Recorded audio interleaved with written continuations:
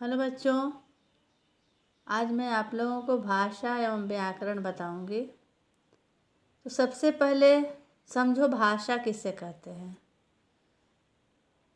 भाषा वैसे साधन है जिसके द्वारा हम अपने मन के विचार को दूसरों के सामने प्रकट करते हैं और दूसरे के बातों को समझते हैं। यदि भाषा न हो तो हम लोग किसी के बात को नहीं समझेंगे। तो भाषा के द्वारा हम किसी के बातों को समझते हैं। जैसे यहाँ पे उदाहरण दिया हुआ है, देखिए। फर्स्ट उदाहरण है, पहला उदाहरण, मोहन ने राकेश से कहा, आज स्टेडियम में क्रिकेट का मैच था, मैं उसे ही देखकर आ रहा हूँ। जानते हो, उसमें भाग लेने के लिए सचिन भी आया था, मैंने उससे हाथ मिलाया। यहाँ दूसरा चित्र है, ममता ने मम्मी से कहा, मम्मी आज हमारे स्कूल में एक जादूगर आया था, उसने ऐसे ऐसे खेल दिखाए कि मज़ा आ गया। तीसरे चित्र में देखिए, अध्यापक ने बच्चों से कहा, जो बच्चा इस वर्ष कक्षा में प्रथम स्थान प्राप्त करेगा उसे 100 रुपये का पुरस्कार दिया जाएगा। इस प्रकार 3 उदाहरण देखें।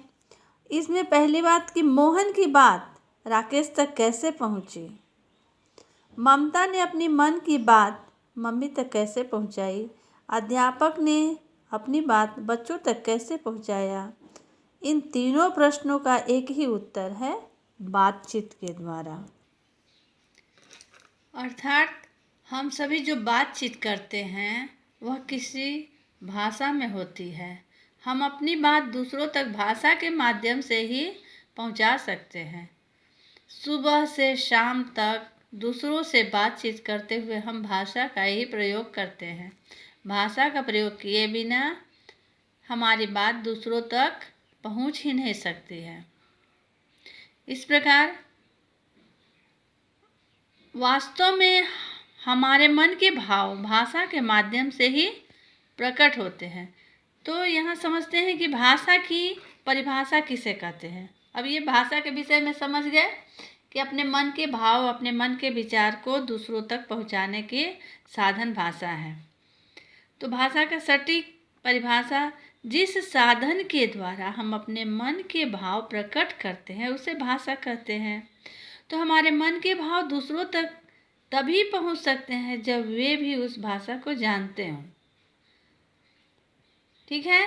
यदि हम जिससे अपने मन के भाव को बताना चाह रहे हैं, यदि उसे उस भाषा की जानकारी न हो तो वो नहीं समझेगा। इसलिए जब हम दूसरों को ये बात बताने जा रहे हैं, अपने मन की बात, तो उसे भी समझ में आनी चाहिए। इसीलिए हम दूसरे व्यक्ति से उसी भाषा में बात करनी चाहिए जिसे वह समझता हो। यदि हम किसी अनपढ़ मजदूर से अंग्रेजी में बातचीत करें तो वह नहीं समझ पाएगा, पर यदि उसकी मातृभाषा में बात करें तो वह सरलता से, आसानी से समझ लेगा। तो मन के भाव 3 प्रकार से प्रकट किए जा सकते हैं।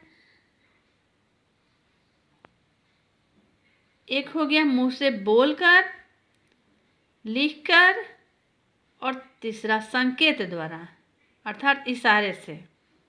इस प्रकार भाषा के 3 प्रकार हुए, मौखिक भाषा, लिखित भाषा और सांकेतिक भाषा।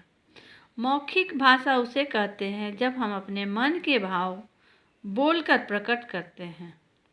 लिखित भाषा उसे कहते हैं कि जब हम अपने मन के भाव को लिख कर प्रकट करते हैं। और सांकेतिक भाषा जब हम अपने मन के भाव संकेतों के द्वारा अर्थात इशारा से प्रकट करते हैं, उसे सांकेतिक भाषा कहते हैं। तो यहाँ तो भाषा की बात हो गई। अब व्याकरण। तो व्याकरण किसे कहते हैं? तो जब भाषा की जानकारी होगी तो उसमें भाषा की शुद्ध जानकारी के लिए व्याकरण की जानकारी होना आवश्यक है, क्योंकि व्याकरण के बिना हम नहीं समझ पाएंगे कि यह भाषा शुद्ध है कि अशुद्ध है। तो व्याकरण की परिभाषा बच्चों यहाँ समझो कि किसी भाषा को ठीक ठीक लिखने और बोलने का ज्ञान कराने वाले विशिष्ट ज्ञान को व्याकरण कहते हैं। व्याकरण से हम शुद्ध भाषा लिखना और बोलना सीखते हैं। प्रत्येक भाषा का अपना व्याकरण होता है, किसी भाषा के व्याकरण का ठीक ठीक ज्ञान होने पर ही व्यक्ति उस भाषा के प्रयोग में कुशल हो सकता है। तो इस प्रकार बच्चे आप भाषा और व्याकरण के विषय में समझें और इसके बाद मैं आप लोगों को दूसरा चैप्टर पढ़ाऊँगी। वीडियो देखने के लिए धन्यवाद।